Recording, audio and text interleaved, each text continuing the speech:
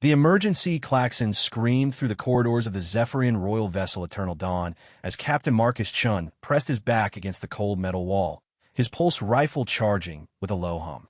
Blood trickled from a gash above his left eye, the result of debris from the last explosion that had rocked the massive ship. Around him, the ornate hallways that once gleamed with precious metals and crystalline inlays now bore the scars of battle, scorched walls, shattered artwork, and the acrid smell of burned electronics. Human. The voice was melodious despite the panic, carrying the distinctive harmonic undertones of Zephyrian speech. Marcus turned to see Commander Veltar, rushing toward him, her usually pristine silver uniform now torn and stained. The Zephyrian's large, luminous eyes, a deep shade of violet that reminded Marcus of Earth's twilight sky, were wide with fear. The Queen's chambers have been breached. The Korthak death squads are 3 levels away from her position. Marcus checked his weapon's charge indicator, 67%. Not ideal, but it would have to do. Where's the rest of your security detail? Veltar's elegant features contorted with grief. Dead. All of them. The Korthak came prepared for Zephyrian technology, but they underestimated human tactics. You're the only one who's managed to slow their advance. The ship shuddered again, and emergency lighting cast everything in an ominous red glow. Marcus had been aboard the Eternal Dawn for only 3 months as part of the newly established Human-Zephyrian diplomatic exchange program. The Zephyrians were an ancient race, their civilization spanning millennia, while humanity had only recently achieved faster-than-light travel. Their technology was elegant and sophisticated, but their military doctrine had grown complacent during centuries of peace. The Korthak were different. They were a warrior species that had emerged from the galactic rim, conquering system after system with brutal efficiency. Intel suggested they were specifically targeting Zephyrian leadership, and Queen Lysara was the crown jewel of their campaign. "Take me to her," Marcus said, ejecting a spent power cell and slapping in a fresh one. Now, they moved through the ship's twisting corridors, past lavish tapestries depicting Zephyrian history, and chambers filled with artifacts from a dozen worlds. The contrast between the ship's peaceful luxury and the current violence was jarring. Marcus had always appreciated Zephyrian aesthetics. Everything was designed with flowing lines and natural curves, as if the entire vessel had been grown rather than built. The Queen refused to abandon ship, Veltar explained as they climbed a spiral staircase made from some kind of luminescent stone. She said a ruler must face danger alongside her people. But, Marcus, the Korthak don't take prisoners. Especially not Zephyrian royalty. They reached the upper deck, and Marcus could hear the distant sound of energy weapons fire. The battle was getting closer. He'd been fighting for 6 hours straight, using every guerrilla warfare technique the Earth Defense Force had taught him. The Korthak were physically superior, stronger, faster, with natural armor plating that could deflect most energy weapons. But they relied on overwhelming force and had little experience with asymmetric warfare. Here, Veltar stopped before a massive door adorned with intricate carvings. The Queen's private quarters. She's locked herself in with the last of her personal guard. Marcus examined the door's security system. Zephyrian biolocks were nearly impossible to break from the outside, but they also meant whoever was inside couldn't easily escape. How many guards? 2, maybe 3 if Lieutenant Kessera survived her injuries. Against a Korthak death squad that might as well be 0, Marcus activated his comm unit, which had been modified with Zephyrian translation protocols. "Your Majesty, this is Captain Chun of the Earth Defense Force. I need you to open this door." There was a long pause before a voice responded, regal, composed despite the circumstances. "Captain, your reputation precedes you. Commander Veltar has spoken of your unconventional methods. But I will not flee while my people suffer. Ma'am, with respect, you can't help your people if you're dead. The Korthak are minutes away, and this door won't stop them for long." Another pause. Marcus could hear muffled explosions getting closer. When Queen Lysara spoke again, her voice carried a weight that reminded him why the Zephyrian people would follow her anywhere. "Very well, Captain. But understand, I place my life and the future of my people in your hands." The massive door cycled open with a soft hiss, revealing the Queen's chambers. Marcus had expected opulence, but the reality exceeded his imagination. The room was vast, with walls that seemed to be made of crystallized starlight. Floating gardens drifted near the ceiling, their bioluminescent plants casting gentle patterns across everything. At the center, sitting calmly on a throne that appeared to be carved from a single massive gem, was Queen Lysara herself.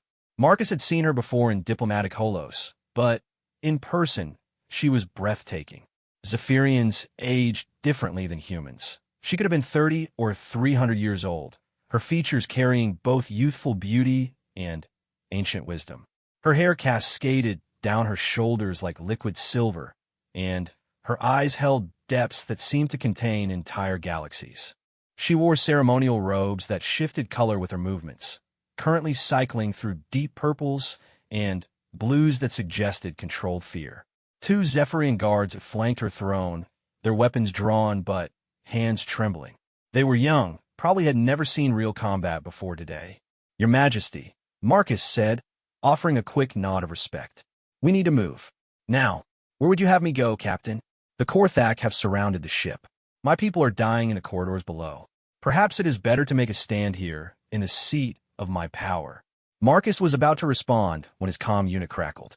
The voice that came through was harsh, mechanical, a Korthak war leader speaking in broken galactic standard. "Human vessel, we know you protect the Zephyrian Royal. Surrender her to us, and we will grant your ship safe passage. You have 10 minutes to comply." The Queen's guards exchanged worried glances, but Lysara herself remained perfectly still. "It seems they are offering you a way out, Captain. I would not blame you for taking it." Marcus looked at her for a long moment. 3 months ago, he'd been just another soldier following orders.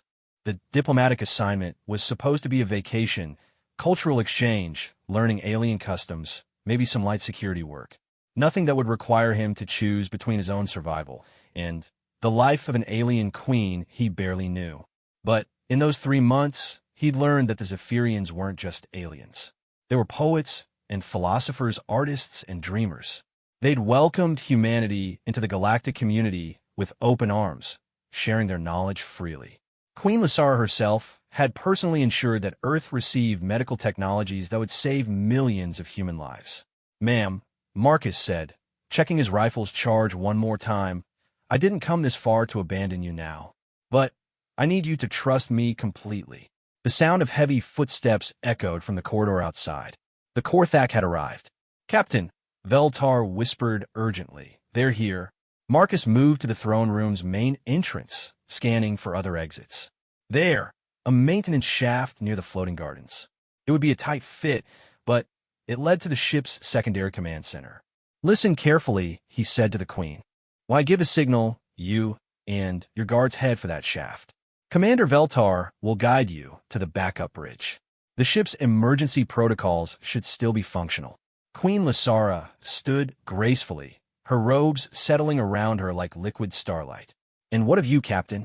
Marcus smiled grimly, taking position behind an ornamental pillar that would provide decent cover. "I'm going to buy you time. The Korthak want to fight? I'll give them one they won't forget." The main door exploded inward, and the first wave of Korthak warriors poured through. They were massive creatures, nearly 8 feet tall, with chitinous armor that gleamed like black metal. Their weapons were crude, but effective, heavy plasma cannons that could punch through ship hulls. They moved with the confidence of predators who had never encountered real resistance. They hadn't met Marcus Chim before. The human captain opened fire before the dust from the explosion had settled, his pulse rifle sending precise bursts into the gaps between armor plates. The lead Korthak stumbled, green blood spraying from a wound in his shoulder, but kept advancing. "Go!" Marcus shouted to the Queen, rolling to a new position as plasma bolts scorched the air where he'd been standing. Queen Lysara hesitated for just a moment, watching as the lone human faced impossible odds without flinching. Then she turned and moved toward the maintenance shaft, her guards and Veltar close behind. Marcus concentrated his fire on the advancing Korthak, using the throne room's elaborate decorations as cover. A massive statue of some ancient Zephyrian hero absorbed several plasma blasts, its crystalline surface cracking but holding. Marcus darted between columns, keeping the enemy guessing about his position. The Korthak were powerful, but they were used to overwhelming their enemies through superior firepower. They weren't prepared for someone who fought smart instead of hard. One warrior rounded a pillar, expecting to find Marcus cowering behind it. Instead, he found a grenade with a 2-second timer. The explosion sent the Korthak flying backward into his companions, buying precious seconds. Human, the war leader's voice boomed through the chamber. Surrender now, and your death will be swift. Marcus responded by putting a pulse blast through the leader's weapon, the heavy plasma cannon exploding in the alien's hands. The war leader roared in pain and rage, his armor smoking from the backlash. From the corner of his eye, Marcus saw the queen and her escorts disappear into the maintenance shaft. Good. Now he just had to keep the Korthak busy long enough for them to reach safety. The problem was he was running out of ammunition and cover. The throne room was spacious, but there were only so many places to hide. The Korthak were learning his tactics, spreading out to cut off his escape routes. Marcus dove behind the throne itself as a barrage of plasma fire turned a nearby wall into molten slag. The massive gem that formed the seat was surprisingly resilient, but even it wouldn't hold up to sustained fire forever. His comm unit crackled again, Veltar's voice distant but clear. Captain, we've reached the backup bridge. The Queen is safe for now, but the ship's main engines are offline. We're dead in space. That complicated things. Marcus had hoped they could escape once the Queen was secure, but a disabled ship was just a target waiting to be destroyed. Can you restore engine power? He asked, firing blind around the throne's edge to keep the Korthak honest. Possibly, but it would require someone to manually reset the fusion cores. The access route leads through the lower decks, Korthak territory now. Marcus cursed under his breath. Of course it would be in enemy territory. How long would it take? 20 minutes, if everything goes perfectly. 20 minutes might as well have been 20 hours. Marcus glanced at his rifle's charge indicator. 31%, and falling fast. He had maybe 5 minutes of sustained combat left before he'd be down his sidearm. The Korthak war leader was shouting orders in his own language, coordinating his troops for a final assault. Marcus could see them positioning themselves for a coordinated attack that would overwhelm his defenses. It was then that he remembered something from his briefing on Zephyrian technology. The floating gardens above weren't just decorative. They were part of the ship's atmospheric processing system, connected to the main environmental controls. If he could overload them, Marcus aimed upward and fired a sustained burst into the garden's control node.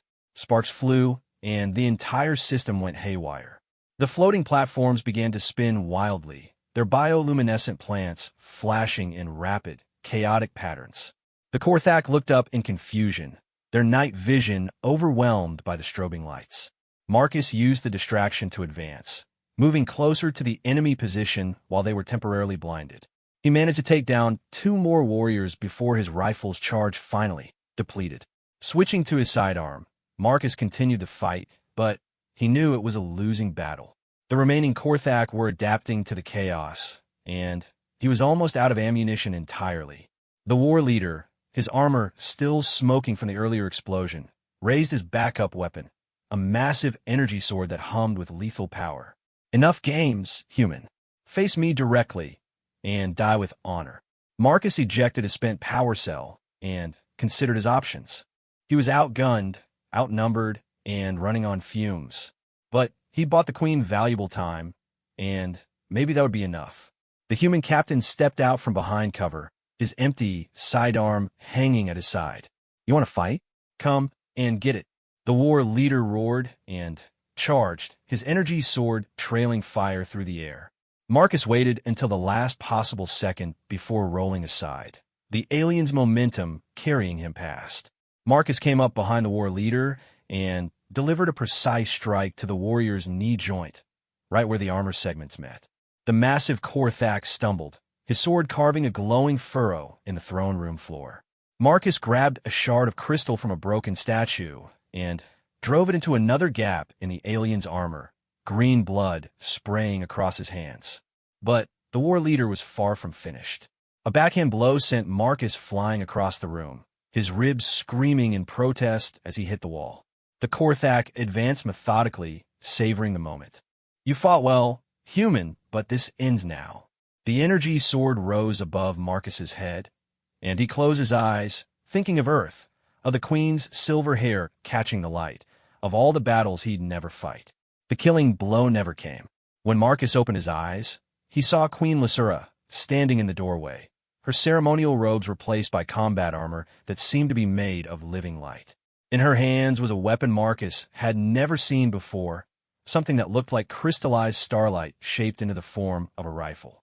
The war leader turned to face this new threat, and Marcus could see genuine surprise in the alien's eyes. The Zephyrian royal fights her own battles? How unexpected. You made one mistake, Korthak, the queen said, her voice carrying harmonics that made the air itself seem to vibrate. You threatened my people, and you hurt someone under my protection. The weapon in her hands began to glow, and Marcus realized he was about to witness something few beings in the galaxy had ever seen. A Zephyrian queen unleashing the full power of her ancient bloodline. The throne room erupted in light, and when Marcus's vision cleared, the war leader was on his knees, his armor cracked and smoking. The other Korthak warriors had retreated, suddenly, finding themselves facing something their brutal tactics couldn't overcome. Queen Lysura moved to Marcus's side, helping him to his feet with surprising strength. Can you stand, Captain? Marcus tested his weight on his legs, bruised but functional. Yes, ma'am. But I thought you were supposed to stay safe. A smile played at the corners of her mouth, the first genuine expression of humor he'd seen from her since the attack began. Captain Chun, did you really think I would leave you to face this alone? Zephyrians have many qualities, but abandoning our protectors is not among them. The war leader struggled to his feet, his weapon lost in the blast. This changes nothing. More ships come. Your people will still fall. Perhaps, Queen Lysura said, her weapon still glowing with deadly energy. But not today. And now while Captain Chun stands guard. She turned to Marcus, and in her eyes he saw something that would stay with him forever. Not just gratitude, but genuine respect. A queen looking at a soldier and seeing an equal. Now, Captain, she said, shall we go save my ship?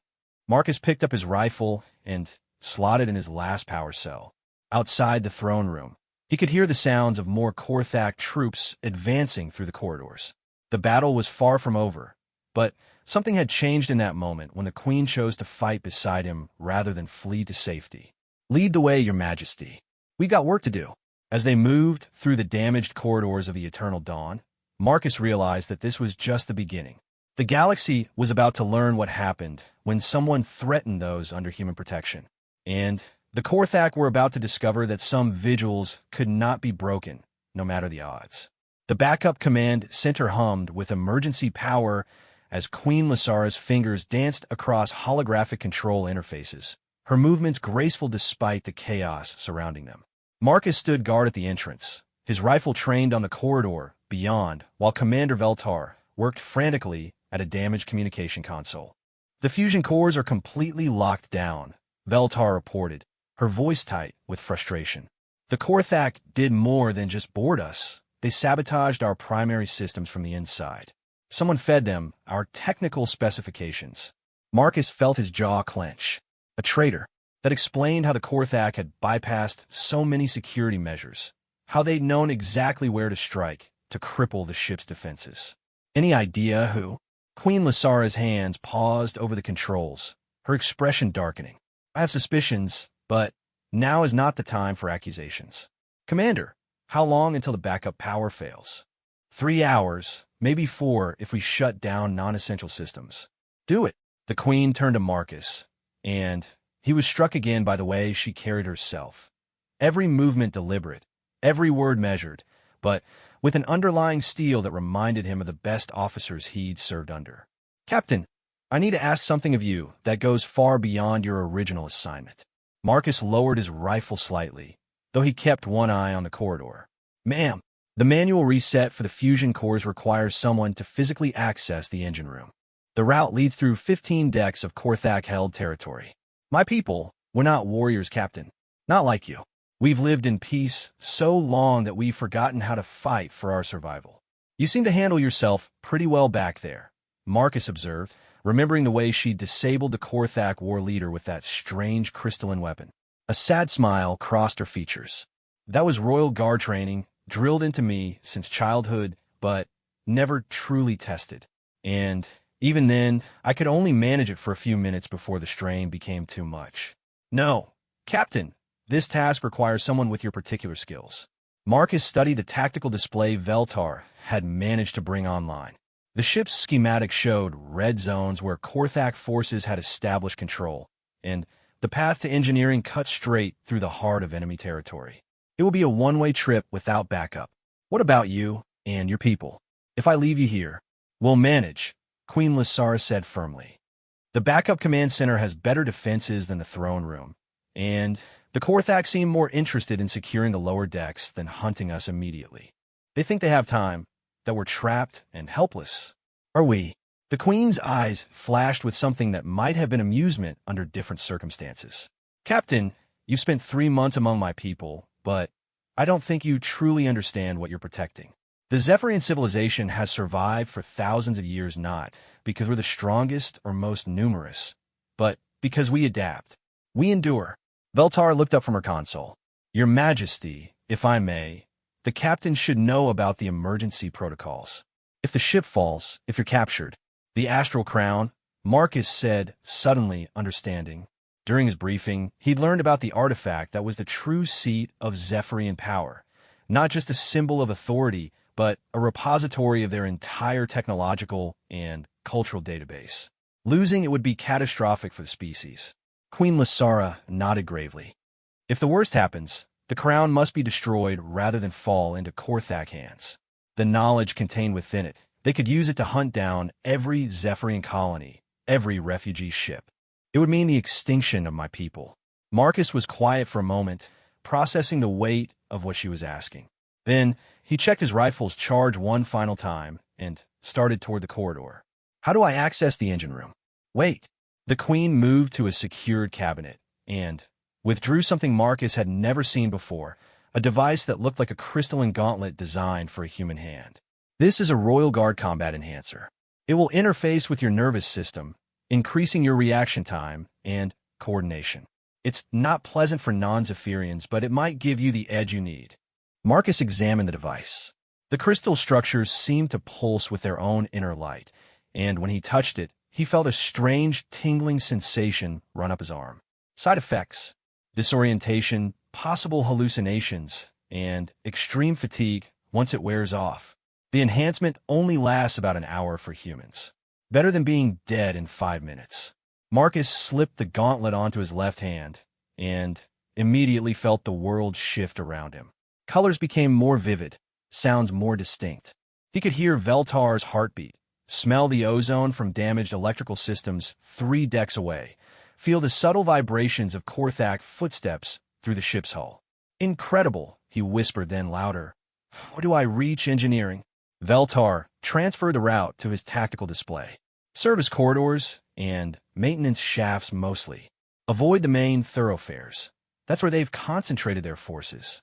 But, Captain, even with the enhancement, the odds have never been in my favor. Marcus finished with a grin that held no humor. Story of my life. He was about to leave when Queen Lysara caught his arm. The touch of her hand sent an unexpected jolt through the enhancement's neural interface. For just a moment, he could feel her emotions as if they were his own. Fear, yes, but also determination, hope, and something else he couldn't quite identify. Marcus, she said quietly, using his first name for the first time. My people have a saying, in the darkest hour, the smallest light burns brightest. Whatever happens down there, remember that you are not alone. I will be watching, waiting, believing in you. The sincerity in her voice caught him off guard. Marcus nodded, not trusting himself to speak, and headed into the corridor.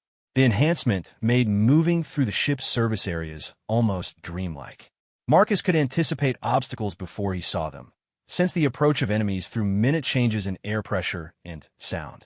He bypassed 3 Korthak patrols without detection, moving like a ghost through the familiar corridors. But the real test came when he reached Deck 7, the main engineering level. Through a maintenance hatch, he could see the vast chamber that housed the ship's fusion cores. massive crystalline structures that provided power for the entire vessel. They stood dark and cold, their usual blue glow replaced by the harsh red of emergency lighting. Between Marcus and the reset control stood at least 20 Korthak warriors, plus several individuals in different armor, technical specialists working to strip the ship's technology. Marcus activated his comm unit, whispering into the enhanced microphone. "Your Majesty, I'm in position, but there are too many of them. Even with the enhancement, I can't fight through that many enemies." Queen Lysara's voice came back clear and calm. "Captain, what you see, they're not all Korthak. Some of them are our own people, engineers who were captured when they tried to defend the engine room. The Korthak are using them to understand our technology." Marcus studied the scene more carefully, the enhancement allowing him to pick out subtle details he'd missed before. She was right. Several figures in Zephyrian uniforms worked alongside the invaders, their movements stiff and reluctant. "Hostages," he murmured. That complicated things considerably.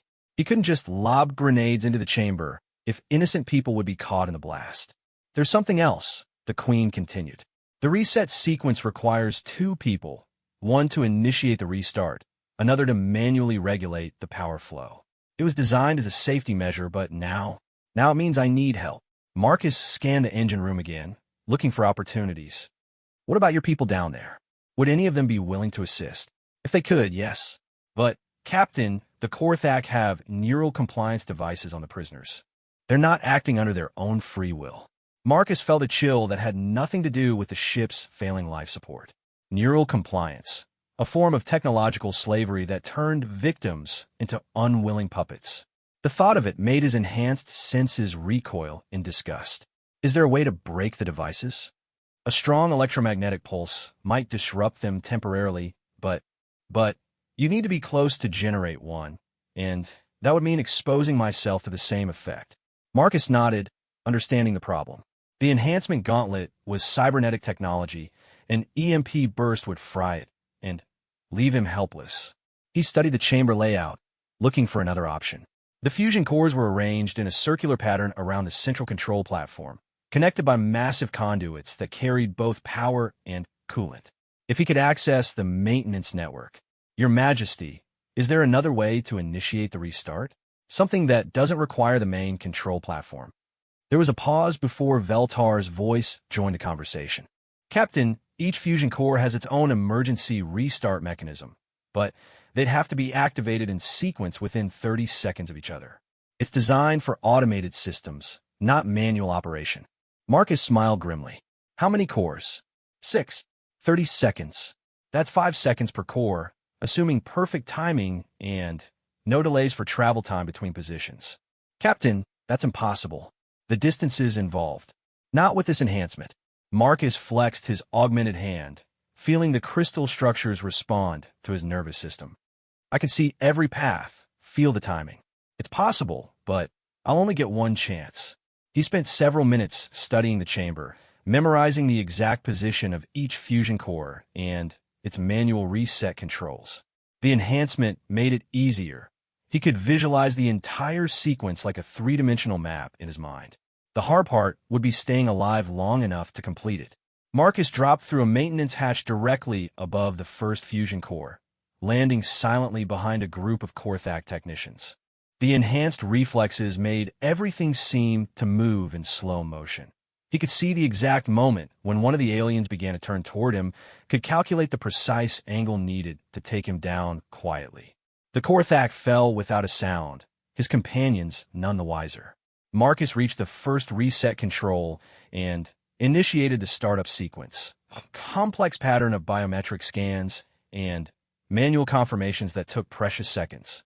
Core 1 came online with a deep harmonic hum, its crystalline structure beginning to glow with renewed life. Immediately, alarms began sounding throughout the chamber. "Intruder in engineering." The harsh Korthak voices echoed off the metal walls. "All units converge on the fusion cores." Marcus was already moving, the enhancement allowing him to leap from platform to platform with inhuman grace. Pulse rifle fire lit up the chamber behind him, but he was always one step ahead of the targeting computers. Core 2 activated just as a Korthak warrior reached his position. Marcus used the alien's momentum against him, redirecting his charge into a support beam. The warrior hit with a bone-crushing impact and didn't get up.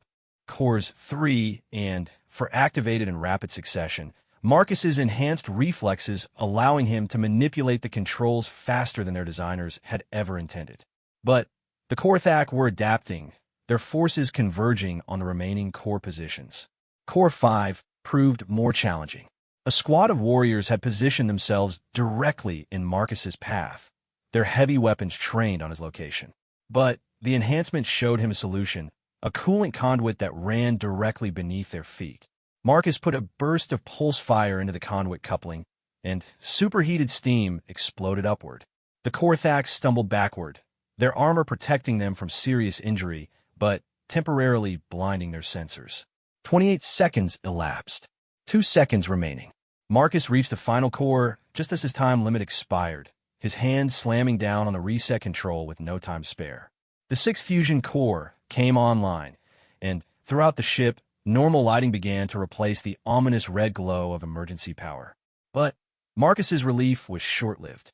The enhancement gauntlet suddenly felt like molten metal against his skin, the neural interface overloading from the strain he'd put it under. Reality began to blur around the edges, and he could feel his enhanced abilities beginning to fail. A Korthak war leader, different from the one in the throne room, stepped out from behind a control console, his weapon trained on Marcus's chest. Impressive, human, but ultimately futile. My ships will simply disable your engines again. Marcus tried to raise his rifle, but his arms felt like lead as the enhancement's effects rapidly faded. The neural feedback was making it hard to think clearly, and he could taste blood in his mouth. Perhaps, he managed to say, but now the Queen has options she didn't have before. The war leader's mandibles clicked in what might have been laughter. Options? Your Royal is trapped in a backup command center with no weapons and no escape routes. What options could she possibly have? That was when the ship's entire hull began to vibrate with a deep, resonant frequency that Marcus could feel in his bones. The Korthak warrior's expression changed from amusement to alarm as his communication devices began to screech with static. "What is that?" he demanded. Marcus smiled through the pain of the failing enhancement. "That, my ugly friend, is the sound of a Zephyrian ship dropping out of passive mode and switching to full combat configuration. Your people made one mistake. You assumed the Eternal Dawn was helpless because it's a diplomatic vessel." The war leader's eyes widened as he finally understood. This is a royal dreadnought. The Queen's personal flagship, Marcus confirmed. Disguised as a peaceful transport, but carrying enough firepower to level a moon. And now that the fusion cores are back online, the ship's weapons systems came alive with a sound like thunder, and through the chamber's observation windows, Marcus could see space lighting up with the distinctive blue-white beams of Zephyrian plasma cannons. The attacking Korthak fleet suddenly found themselves facing an enemy they hadn't expected and weren't prepared for. The war leader raised his weapon, but Marcus had one more surprise. The enhancement might be failing, but it hadn't failed completely. With the last of his augmented speed, he rolled aside and came up with a shard of crystalline debris from the damaged core housings. The improvised projectile took the Korthak in the throat, just above his armor's collar. Green blood sprayed across the control platform as the alien warrior collapsed. Marcus slumped against a fusion core, the crystal structure warm against his back as his body tried to process the neural feedback from the overloaded enhancement. His vision was blurry, and his hands shook uncontrollably, but he'd done it. The ship was alive again. "Captain," Queen Lysara's voice crackled through his comm unit. "The engines are responding, and our weapons are back online. The Korthak fleet is in full retreat." "Good," Marcus managed to whisper, "but we still have a ship full of invaders to deal with." About that, there was something in the Queen's tone that made Marcus look up despite his exhaustion. "Captain, the Korthak forces aboard our ship just received a rather interesting communication from their fleet commander. It seems their ships are detecting massive energy signatures throughout this system, signatures that suggest they're surrounded by the entire Zephyrian Royal Navy." Marcus blinked slowly, trying to process this information through the haze of neural feedback. "How is that possible?" "It's not," the Queen said, and he could hear the smile in her voice. "But they don't know that. Sometimes, Captain, The most effective weapon is the enemy's own imagination. As if to punctuate her words, the sounds of fighting throughout the ship began to diminish. Korthak forces were withdrawing to their boarding craft, apparently convinced that they were about to face overwhelming opposition. Marcus closed his eyes and allowed himself a moment of satisfaction. They'd won, not through superior firepower or numbers, but through intelligence, courage, and the kind of stubborn determination that had carried humanity to the stars. "Your Majesty," he said into his comm unit, "request permission to return to the bridge." "Granted, Captain." "And Marcus?" "Yes, ma'am. Thank you. For everything." As Marcus struggled to his feet, still feeling the aftereffects of the enhancement, he realized that this battle was over, but the war was just beginning. The Korthak would be back, probably in greater numbers and with better intelligence. But now they knew something they hadn't before, that humanity stood with the Zephyrian people, and that some guards could not be driven from their posts. The galaxy was about to become a much more interesting place. 3 days after the Korthak attack, Marcus stood in the observation lounge of the Eternal Dawn, watching repair crews work to restore the ship's damaged hull plating. The enhancement gauntlet had been removed from his hand, leaving behind a pattern of faint scars where the crystal interfaces had interfaced with his nervous system. Medical Officer Thela 6 had assured him they would fade with time, but Marcus found he didn't mind them. They were a reminder of what was possible when someone pushed beyond their limits. "Captain Chun." The voice belonged to Admiral Korvash, the highest-ranking Zephyrian military officer Marcus had ever met. The ancient alien moved with deliberate grace, his formal robes shifting through patterns of deep blue and silver that indicated both respect and wariness. "I trust you are recovering from your ordeal?" Marcus turned from the viewport, noting the formal tone. Over the past 3 days, word of the battle had spread throughout the Zephyrian fleet, and with it had come a tension Marcus wasn't entirely comfortable with. "Well enough, Admiral. Thank you for asking." Korvash studied him with those large, luminous eyes that all Zephyrians possessed, but his were older, carrying the weight of centuries. "The Queen speaks very highly of your actions. She claims you saved not only her life, but the future of our people." "I did my job," Marcus replied simply.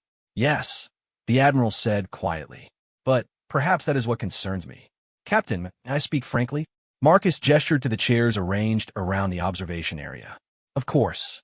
They sat, and Marcus noticed that even in casual conversation, Korvash maintained perfect posture.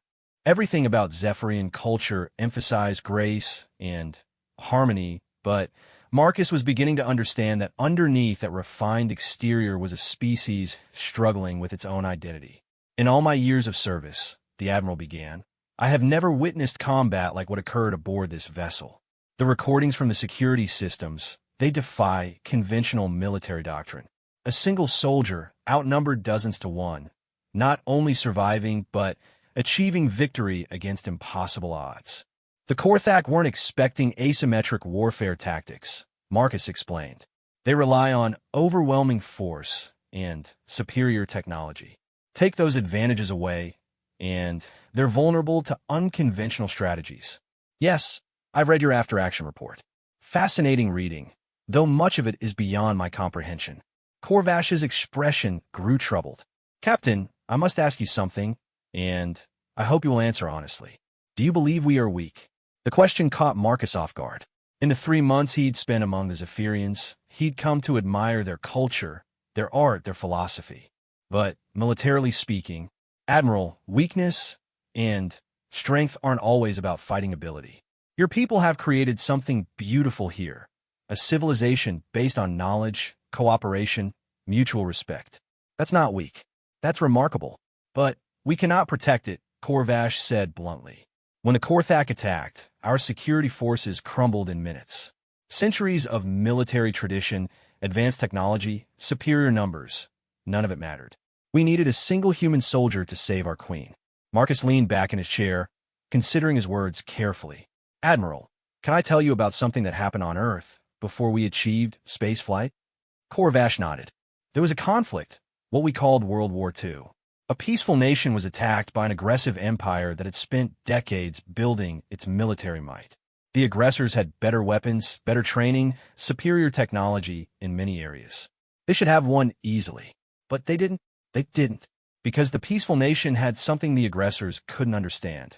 The will to fight for their home, their families, their way of life. They learned to be warriors not because they wanted to, but because they had to.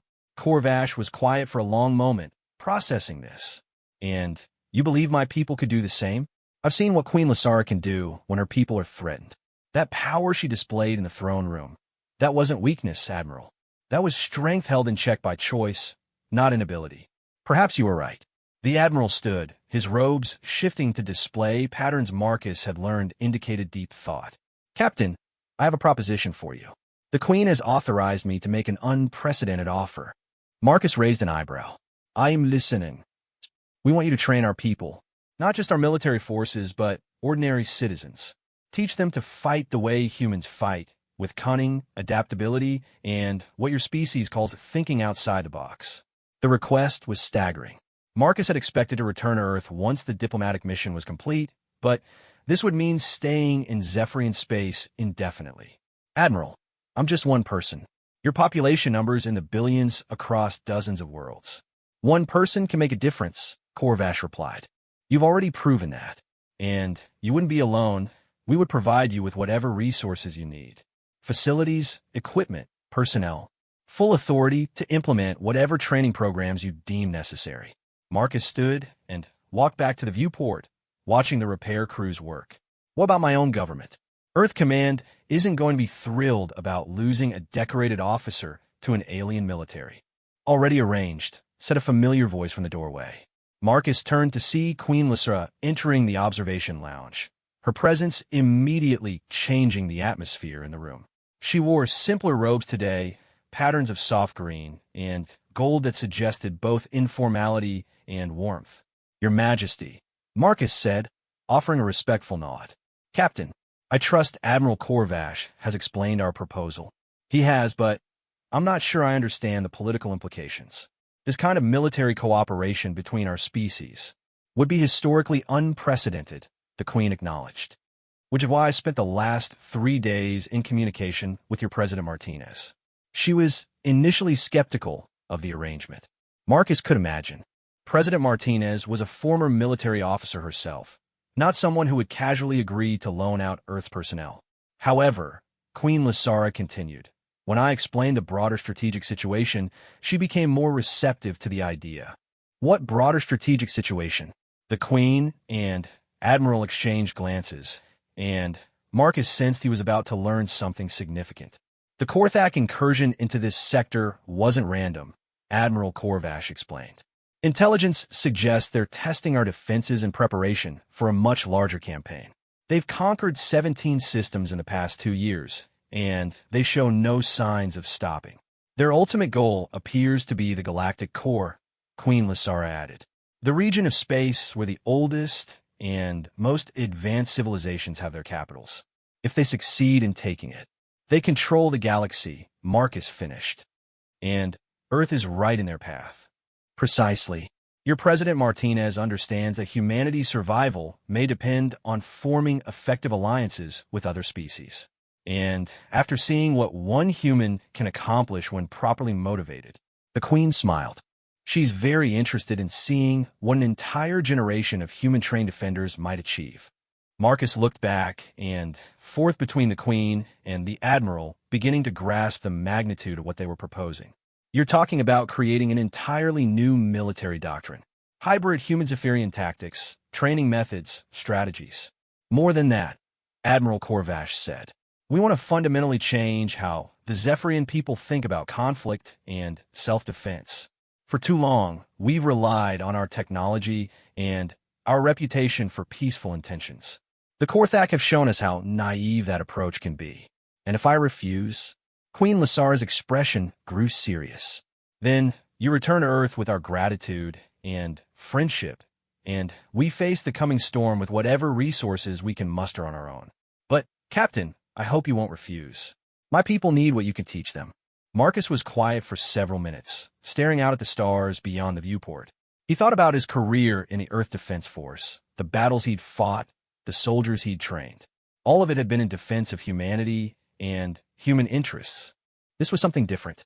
This was about defending an entire way of life, a philosophy of peaceful coexistence that the galaxy desperately needed. If the Korthax succeeded in destroying it, what kind of timeline are we talking about? He asked finally. Initial training programs could begin within a month, Admiral Korvash replied. We've identified several worlds that could serve as training centers, each with different environmental conditions to test adaptability. The plan would be to start with volunteer military personnel, then expand to civilian defense forces, then eventually to general population preparedness. And my rank, my authority structure? You would hold the position of strategic combat advisor, with authority equal to a fleet admiral in matters of training and tactical development. You would report directly to the Queen herself, with full autonomy to implement whatever programs you deem necessary. Marcus almost smiled at that. Going from captain to admiral in one conversation. His old commanding officers would never believe it. There's one more thing, Queen Lysara said quietly. Something I haven't told Admiral Korvash yet. Both men looked at her expectantly. The Korthak aren't the only threat we're facing. Our intelligence networks have detected at least 3 other aggressive species moving into this region of space, each with their own territorial ambitions. The galaxy is about to become a much more dangerous place. A new age of warfare, Korvash murmured. Perhaps, the Queen said, but also a new age of cooperation between species who choose to stand together rather than fall separately. Captain Chun, what you did aboard this ship, protecting someone not of your own species at great risk to yourself, that's the kind of thinking that could change the balance of power in the galaxy. Marcus made his decision. I'll need to send a message to Earth Command, formally requesting extended assignment. And I want to review your military academy's current curricula, analyze your existing defense capabilities, and meet with your senior officers. Of course, Admiral Korvash said, relief evident in his voice. But I have conditions, Marcus continued. First, I want complete access to Zephyrian combat enhancement technology. If I'm going to train your people effectively, I need to understand the tools available to them. Granted, the Queen said immediately. Second, I want to establish exchange programs with Earth. Zephyrian officers training alongside human personnel, shared tactical development, combined unit exercises. An excellent proposal, Korvash agreed. And third, Marcus fixed the Queen with a steady gaze. I want to know about this conspiracy aboard your ship. Someone fed the Korthak detailed intelligence about your security measures, your ship's layout, your personal protection protocols. Until we identify and eliminate that threat, everything else we do is built on a foundation of sand. The Queen's expression darkened. Captain, that is a very dangerous line of inquiry. Your Majesty, with respect, I just spent 3 days fighting for my life, and yours against an enemy who knew exactly where to strike to do maximum damage. Someone sold you out, and they're still out there. If we're going to build a new defense doctrine, we need to start by cleaning our own house. Queen Lysara exchanged another glance with Admiral Korvash, and Marcus could see a silent conversation taking place between them. Very well, she said finally, but that investigation will require you to delve into the highest levels of Zephyrian society. You'll be making enemies among people who consider themselves untouchable. Wouldn't be the first time, Marcus replied. Your Majesty, in human military doctrine, we have a saying, know your enemy, but first know your friends. If we're going to stand together against what's coming, we need to be able to trust each other completely. The Queen nodded slowly. Then, welcome to your new assignment, Admiral Chun. May the stars light your path. As Marcus shook hands with Admiral Korvash and accepted a formal bow from Queen Lysara, he realized that his life had just taken another dramatic turn. 3 months ago, he'd been a simple Earth Defense Force captain looking forward to a quiet diplomatic assignment. Now he was an admiral in an alien fleet, tasked with preparing an entire species for war. But as he looked out at the stars beyond the viewport, Marcus felt something he hadn't experienced in years. A sense of purpose that extended beyond his own survival or even his own species' interests. The galaxy was facing a darkness that threatened everything thinking beings had built over millennia. And Marcus Chun intended to make sure that darkness learned what it meant to face defenders who refused to yield, no matter the odds. The real work was about to begin. 6 months had passed since the attack on the Eternal Dawn, and Marcus stood on the observation deck of the newly constructed Human-Zephyrian Joint Training Facility, watching his latest class of recruits attempt a tactical scenario that would have been impossible for them just weeks ago. Below him, 36 Zephyrian civilians, teachers, artists, engineers, moved through a simulated urban combat environment with a precision that surprised even him. "Contact left!" shouted Kessera, the young lieutenant who had been one of Queen Lysara's guards during the original attack. She'd volunteered for Marcus's experimental mixed-species unit and had proven to have a natural talent for human-style tactics. Under her command, the team immediately dispersed into cover positions, no longer clustering together the way Zephyrian military doctrine traditionally taught. Marcus activated his communicator. "Good instincts, Lieutenant. But remember, the enemy has sensors that can track your biosignatures. Static positions are death traps." The team responded instantly, the civilians moving with the fluid grace their species was known for, but now applying it to combat situations. They bounded from cover to cover, never staying in one place long enough for an enemy to acquire a target lock. It was beautiful to watch, like a deadly ballet. "Marcus!" The voice belonged to Dr. Elena Rodriguez, the human xenobiologist who had arrived 2 months ago as part of Earth's expanded diplomatic mission. She stepped onto the observation deck, carrying a tablet filled with what looked like medical data. "I finished analyzing the neural compatibility tests." Marcus tore his attention away from the training exercise. Dr. Rodriguez had been studying the effects of Zephyrian enhancement technology on human physiology, and her research was crucial to the success of the joint training program. "What's the verdict?"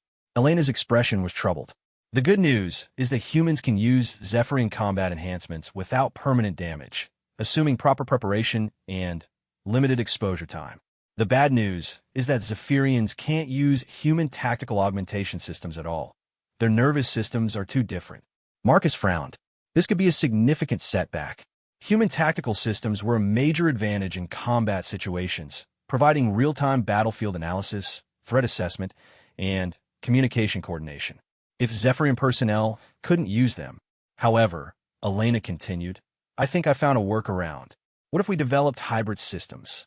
Zephyrian enhancement technology for physical capabilities, human processing algorithms for tactical analysis. The two systems could work in parallel rather than requiring direct neural integration." "Interesting. What would that look like in practice?" "Think of it as a partnership rather than an integration. The Zephyrian enhancement boosts the user's physical abilities and sensory awareness, while a separate human-designed AI system provides tactical data through visual or audio feeds. No direct neural link required." Marcus nodded thoughtfully. It wasn't the seamless integration he'd hoped for, but it might actually be better. Redundant systems, each playing to the strengths of their respective technologies. "How long to develop a prototype?" "Give me 2 weeks and access to your best combat engineers." "Done." Marcus was about to continue the conversation when an alarm began sounding throughout the facility. The training exercise below immediately halted, and his instructors began directing the recruits toward emergency stations. Commander Veltar's voice echoed over the facility's communication system. "All personnel to alert stations. Incoming priority transmission from the Royal Fleet." Marcus and Elena hurried to the main command center, where a massive holographic display showed the tactical situation throughout Zephyrian space. Red markers indicated Korthak activity, and there were far more of them than Marcus was comfortable with. Queen Lysara appeared on the main communication screen, her image transmitted from the bridge of her flagship. Behind her, Marcus could see the controlled chaos of a ship preparing for combat operations. "Admiral Chun," she said, using the title that still felt strange to his ears. "I'm afraid our timeline has been accelerated. Korthak forces have launched simultaneous attacks on 3 colonial worlds in the Outer Rim. Conventional defense forces are being overwhelmed." Marcus studied the tactical display. The attacks were coordinated, striking at worlds that were lightly defended but strategically important. Classic Korthak doctrine: probe for weaknesses, then exploit them ruthlessly. Casualties? Unknown, but estimated in the thousands. Admiral Korvash is mobilizing the fleet, but it will take 2 days for significant reinforcements to arrive. The colonists don't have 2 days. Marcus understood immediately. You want to deploy the experimental units. I want to deploy you, Admiral, along with whatever forces you deem ready for combat operations. The request sent a chill through Marcus. His new training programs had been designed to eventually create effective hybrid forces, but they'd barely begun to scratch the surface. Most of his personnel had been in training for less than 3 months. They weren't ready for actual combat against an enemy as dangerous as the Korthak. But the alternative was allowing entire worlds to fall.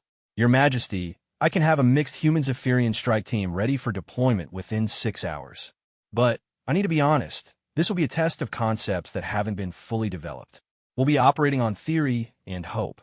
Admiral, the Queen's expression was grim but determined. 3 worlds are under attack. Their populations are counting on us to protect them. Theory and hope may be all we have. Marcus turned to Commander Veltar, who had been quietly coordinating the facility's emergency response. Commander, I need our best-trained personnel ready for immediate deployment. Mixed teams, humans, and Zephyrians working together. And I want the prototype enhancement systems. Sir, Dr. Rodriguez said those weren't ready for field testing. They'll have to be. Marcus looked at Elena, who had gone pale at the thought of her experimental technology being used in actual combat. Doctor, how many hybrid enhancement suits can you have ready in 4 hours? Marcus, they're not tested. The interaction between human and Zephyrian technologies could be unstable, especially under combat stress. How many? He pressed. Elena closed her eyes briefly, then met his gaze with the determined expression he'd learned to respect. 12. Maybe 15 if I cut some corners on the safety protocols. Do it. And, Doctor, if these work, if they give us an edge against the Korthak, you'll have saved more lives than any medical discovery in history. The next 4 hours were a whirlwind of activity. Marcus selected his team personally, a mix of his best human and Zephyrian personnel, individuals who had shown exceptional adaptability to the hybrid training methods. Lieutenant Kesera was an obvious choice, along with Sergeant Torres from the Earth Defense Force contingent and a young Zephyr engineer named Thalen, who had surprised everyone with his tactical intuition. The experimental enhancement suits were works of art in their own right. Sleek armor that combined human protective technology with Zephyrian crystal enhancement matrices. They looked like something from a science fiction film, which Marcus supposed they essentially were. The crystal arrays will boost your natural reflexes and sensory awareness, Dr. Rodriguez explained as the team suited up. The human tactical systems will provide battlefield analysis and communication coordination. But remember, this is the first time these technologies have been combined. If you experience any unusual symptoms, any disorientation or system conflicts, we'll deal with it, Marcus said, testing the armor's mobility. The suit felt surprisingly light, and he could already sense the enhancement systems coming online. The world around him became sharper, more defined. He could hear individual conversations from across the hangar, smell the subtle differences in the recycled air that indicated recent equipment usage. Queen Lysara arrived just as the team was completing their final preparations. She wore her own version of the hybrid armor, modified for royal specifications, and equipped with the advanced combat systems Marcus had seen her use during the attack on the Eternal Dawn. Your Majesty, Marcus said, immediately concerned. With respect, you shouldn't be coming on this mission. If something goes wrong, Admiral, she replied firmly, 3 worlds full of my people are under attack. Where else would I be? Marcus wanted to argue, but he recognized the expression on her face. He'd seen it in the mirror often enough, the look of someone who would not be dissuaded from doing what they believed was right. Very well, but you follow my tactical commands in the field. No royal protocol, no ceremonial considerations. When the shooting starts, I'm in charge. The Queen nodded. Understood, Admiral. The mission profile was brutally simple. Deploy to the besieged colony of Thursia Prime, eliminate Korthak forces, and hold the position until regular fleet elements could arrive. The colony was home to nearly 500,000 Zephyrian civilians, including many families who had fled the violence in the outer systems. As their transport ship approached the Thursia system, Marcus reviewed the tactical situation one final time. The Korthak had deployed a standard conquest force, orbital bombardment platforms, ground assault troops, and technical specialists to strip valuable resources. They'd expected minimal resistance from a colonial world with limited defenses. They hadn't expected to face an enemy that fought like humans. 2 minutes to drop zone, announced the pilot. Korthak sensors show no awareness of our approach. Marcus activated the team's communication network, his voice reaching every member through their hybrid enhancement suits. Remember your training. We hit fast, hit hard, and disappear before they can respond with overwhelming force. Our job isn't to destroy their entire fleet. It's to buy time for the colonists to evacuate and for reinforcements to arrive. What about the Korthak troops already on the ground? Asked Sergeant Torres. We make them regret their career choices, Marcus replied grimly. The transport dropped them at the edge of Thursia Prime's main settlement, a sprawling complex of crystalline structures that housed the colony's government and primary industries. Smoke rose from several buildings, and Marcus could see Korthak assault troops methodically moving through the streets, herding civilian populations toward what looked like temporary detention facilities. Teams Alpha and Beta moved to secure the evacuation routes, Marcus commanded. Charlie team, with me. We're going to create some chaos. The hybrid enhancement systems worked better than Dr. Rodriguez's most optimistic projections. Marcus found himself moving with inhuman speed and precision, the Zephyrian technology boosting his capabilities while the human tactical systems provided a constant stream of battlefield data. Enemy positions, optimal firing angles, ammunition counts, structural weaknesses in nearby buildings. All of it flowed through his consciousness in real time. The first Korthak patrol never knew what hit them. Marcus's team appeared from seemingly impossible angles, struck with devastating efficiency, and vanished before return fire could be organized. The enemy's superior technology and physical strength meant nothing when they couldn't predict where their opponents would strike next. Contact report, came Kessera's voice over the communication network. Alpha Team has engaged Korthak forces near the primary evacuation center. Enemy strength approximately 1 company, but they're falling back in disorder. Good work, Lieutenant. Maintain pressure, but don't overextend. Marcus led Charlie Team deeper into the settlement, targeting the Korthak command and control systems. If they could disrupt enemy communications, the invaders would lose their primary advantage, coordination between ground and orbital forces. They found a command post in what had been Thursia Prime's cultural center, a beautiful building designed to showcase Zephyrian art and music. Now it was filled with alien technology and harsh military voices coordinating the systematic destruction of everything it had once celebrated. Thermals show 18 Korthak personnel inside, reported Thalen, the young engineer who had proven surprisingly adept at tactical analysis. Heavy weapons, communication arrays, and what looks like a data extraction facility. Marcus studied the building's layout through his tactical display. They're stealing cultural archives, everything that makes this place unique. Queen Lasara's voice was cold with anger. Not while I draw breath. The assault on the command post was a work of lethal artistry. Queen Lasara led from the front, her enhanced abilities allowing her to move like liquid light through the building's corridors. The Korthak defenders found themselves facing an enemy that seemed to anticipate their every move, striking from impossible angles with weapons they couldn't effectively counter. Marcus followed in her wake, picking off stragglers and ensuring none of the enemy could escape to report their losses. The hybrid enhancement suit made everything feel like a choreographed dance. He knew exactly where to step, when to fire, how to move to stay one step ahead of the enemy's targeting systems. Within 10 minutes, the command post was secure, and the Korthak communication network was in chaos. Enemy forces throughout the settlement found themselves cut off from orbital support, operating blind in an environment that suddenly seemed filled with invisible attackers. Admiral, came Veltar's voice from the orbital monitoring station. Korthak fleet elements are beginning to withdraw from the system. It appears they've concluded that the colony is too heavily defended to be worth the losses they're taking. Marcus allowed himself a moment of satisfaction. Estimated casualties? Minimal civilian losses. Most of the population was successfully evacuated before the enemy could organize systematic detention operations. And our people? Minor injuries only. The enhancement suits performed flawlessly. Marcus looked around at his team. Humans and Zephyrians working together with an efficiency that would have been impossible just months ago.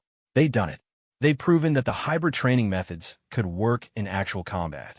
But as he watched Queen Lysara carefully catalog the cultural artifacts the Korthak had been attempting to steal, Marcus realized this was just the beginning.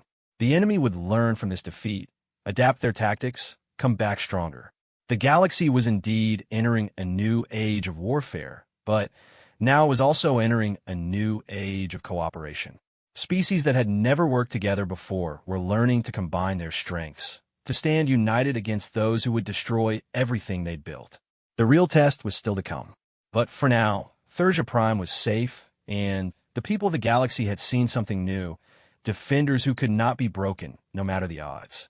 Marcus Chen's Vigil had become something larger than one human protecting one alien queen. It had become a symbol of what was possible when different species chose to stand together rather than fall alone. 2 years had passed since the defense of Thursia Prime, and the galaxy had indeed become a very different place. Marcus stood in the war room of the newly constructed Unity Station, a massive orbital facility that served as headquarters for what had become known as the Galactic Defense Alliance. Around him, holographic displays showed the current tactical situation across 3 spiral arms, a complex web of red and green markers indicating hostile and friendly forces in an ever-shifting pattern of conflict. Admiral, reported Commander Torres, who now served as Marcus's chief of operations, we're receiving distress signals from the Kepler sector. The Korthak have deployed something new. Our scouts report weapon signatures unlike anything in their previous arsenal.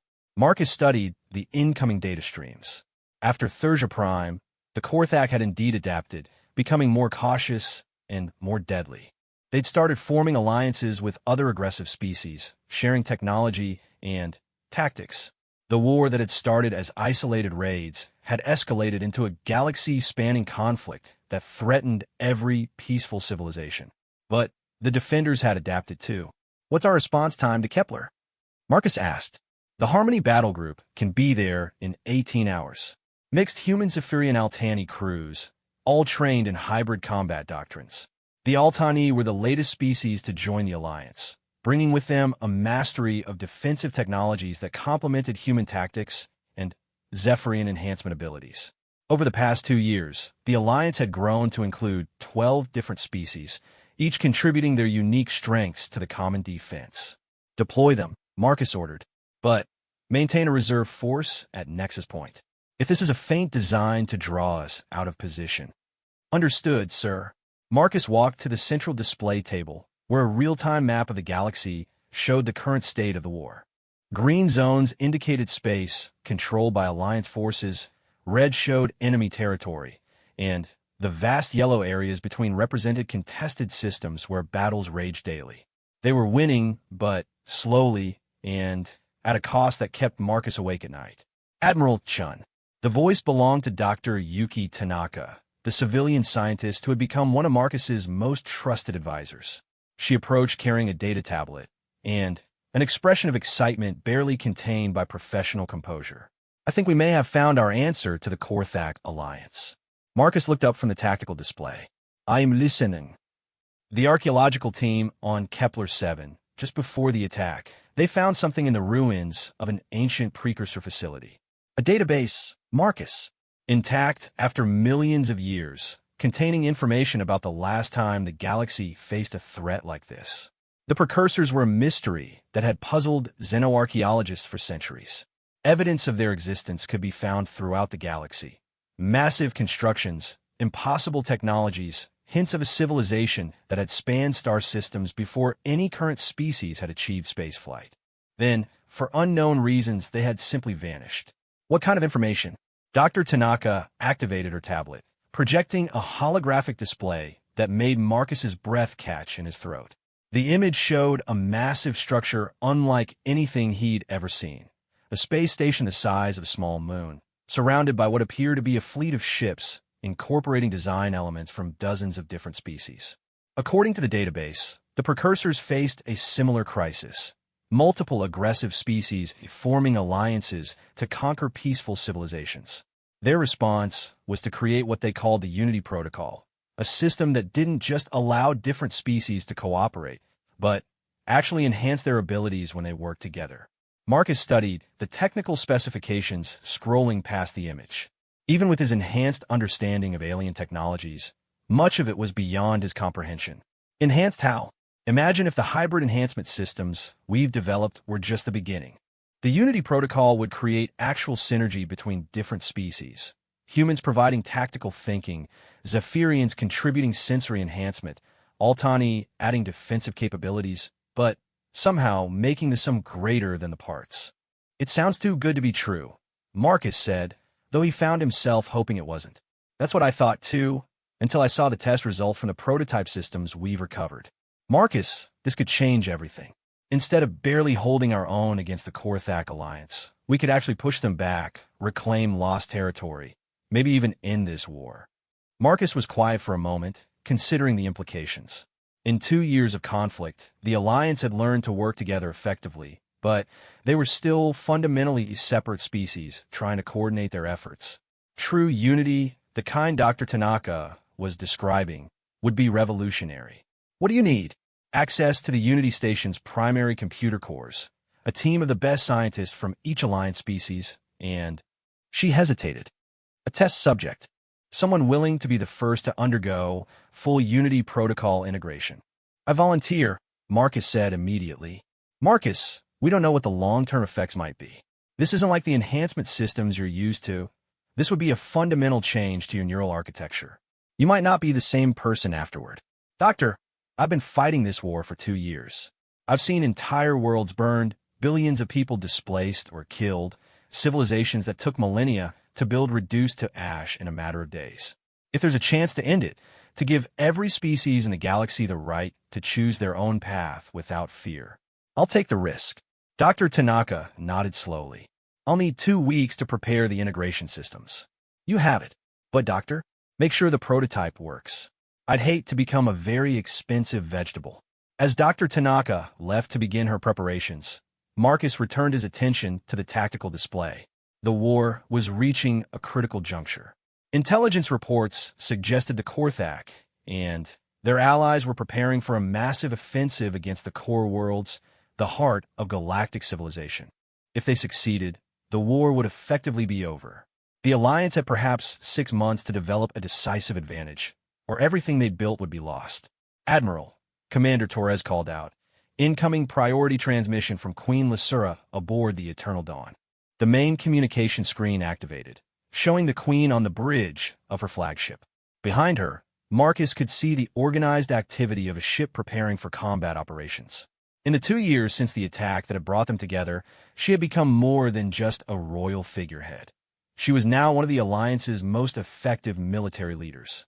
Marcus, she said, using his first name as she had begun to do in their private communications, I'm afraid I have disturbing news.